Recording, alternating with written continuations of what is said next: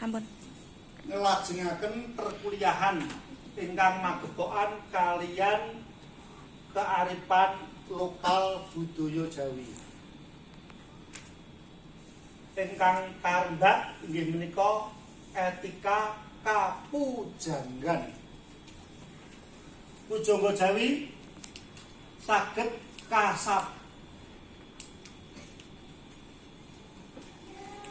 kasebutna wonten ingkang asma Yasadipura. Yasadipura. Wonten ingkang asma Pakubuwana III. Pakubuwana sekawan, Pakubuwana gangsal, Pakubuwana songo, Mangkunagara sekawan, Mangkunagara pitu, Hamengkubuwana kalih, Ranggawasita, Kusumadinaga, Sindhusastra. Menika kalebet pujangga ingkang misuwur kondhang kaunang-unang ingkang sampun kawentar saindenging jagat raya. Kawitan saking pujangga Yasadipura. Pujangga menika terusake pengarang sadaya winasis wong pinter. Nggih pujangga. Pujangga Yasadipura menika ngripta serat Rama, serat Baratayuda, serat Dewa Ruci kalian serat Menak. Menika ritanipun Kyai Yasadipura. Menika sare wonten makam pengging Boyo kali. Menika pujangga Yasadipura. Sinten Yasadipura ngripta serat Rama, serat Bratayuda, Dewa Ruci, serat Menak. Lajeng isinipun serat Rama menika babagan kawruh lelampanipun Rama Sinta bubuh ngalengka. Bilih kanca-kanca sampun pirsa serat Ramayana. Ana Sindrakali Rama ing Candhi Prambanan. Menika isinipun serat Rama. Wonten petilan serat Rama menika.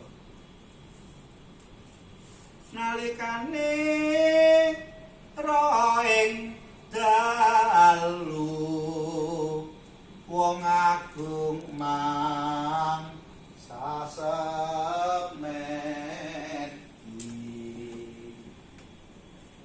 sira kang lawa nara sedaya wis sami gule ing nadyanari Sudarsana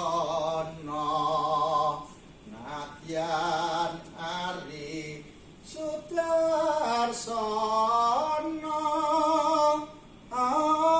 wis dangu unggen nira guling. Menika petilan saking serat Rama.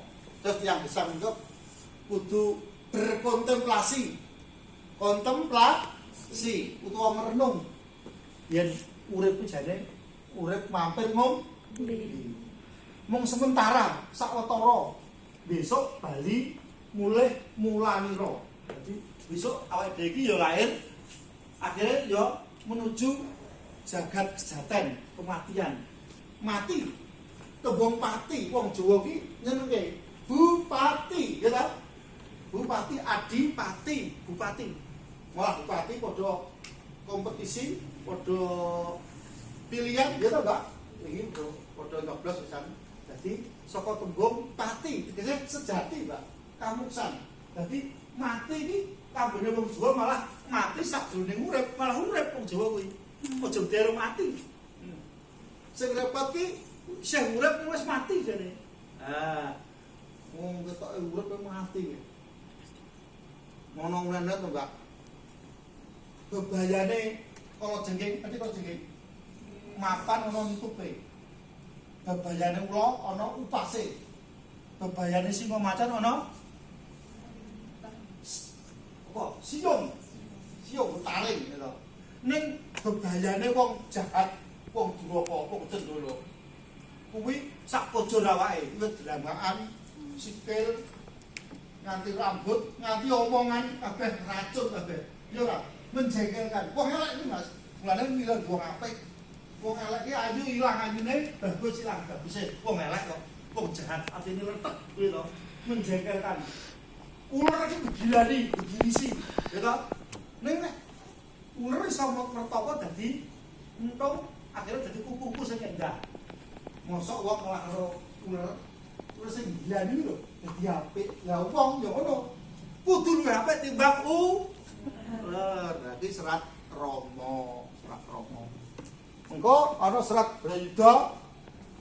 Critane Pandhawa Kurawa, serat Dewa Ruci. Dewa Ruci manunggaling kawula Gusti. Manunggaling kawula Gusti.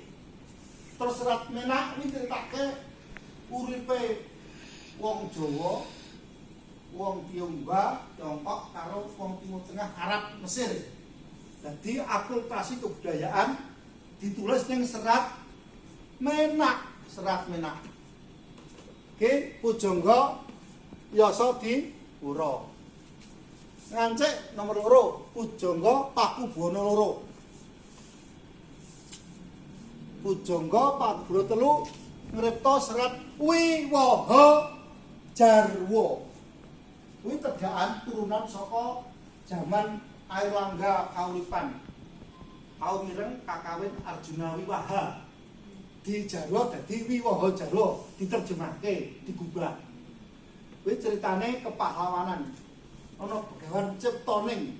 Cipta kuwi tegese, Mbak, dudu mencipta kaya bahasa Indonesia ora. Cipta pikiran. Mengheningkan cipta mulai, gitu. Tegese berpikir, mengheningkan cipta, mengheningkan cipta mulai. Jadi jane cipta Jawa cipta Indonesia beda. Masa mengheningkan cipta membuat, bukan to make, bukan to create, gitu, bukan. Tapi being spiritual, kuwi Jawa cipta. Ana cipta ini wong sing ahli berpikir, menginginkan cipta mulai, itu Mbak, bacaan kayak cipta pikiran, dudu membuat. Kuwi rak bahasa Indonesia dadi make to create bahasa Indonesia. Kuwi Wiwaha Jarwa. Terus sing serat ulang reh dikarang karo Sinuwun Pagono 4. Nate mireng ora?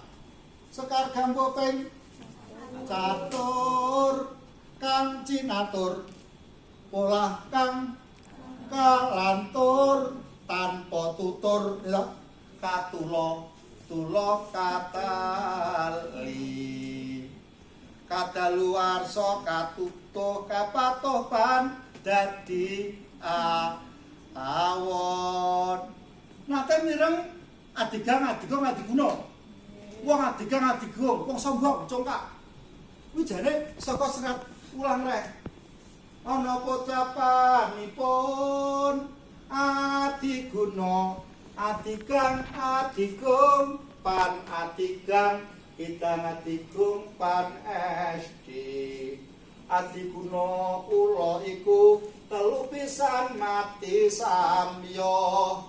Sikidang umbakipun ngendhelaken kebat lumpatipun pan si gajah ngendhelaken ageng inggil. Ula ngendhelaken iku mantine kalamun nyakot. Ulang reh, kuwi meper supaya wong mau mencegah kehidupan yang sombong, congkak, gumedhe, kumaloso. Dumeh kebate kaya idam, oleh melompat kebat, terus yen gedhe kaya gajah, yen duwe opas kaya ula, medeni kabeh, Mbak. Aja ditiru sifat loro. Ora kena sombong, dumeh sugih, dumeh kuwasa, dumeh pinter, dumeh duwite akeh. Piro? Pirapane. Wis saka serat wulang reh. Nek tau to dhisik jaman SD sekar gambo ping catur iso tembang kok edan. Gambo, tembang gambo. Tembang gambo. Lah, saiki Paku Buwana 5 serat Centini. Centini utawa Sulo Tambang Raras kuwi isine babakan ensiklopedi tanah Jawa. Gunung-gunung kali-kali kuwi dicatet karo Centini. Pamane Gunung Kendeng. Siji Gunung Kendeng iki mapane ana daerah Blora, Pati, Purwodadi, Lamongan, Tuban, Jonegoro. Kuwi ana 5. Siji apa?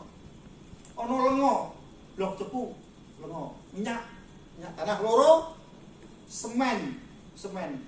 Ping 3 kayu jati. Ping 4 pari gogos sengenak sak donya.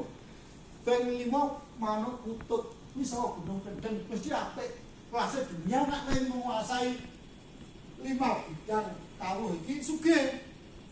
Kayu jati larang enggak? Larang banget gitu. Larang banget.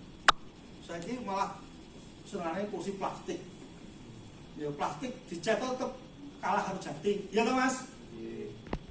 Wah, kula milih plastik mawon rupane iso biru kuning timbang kayu jati. Iya.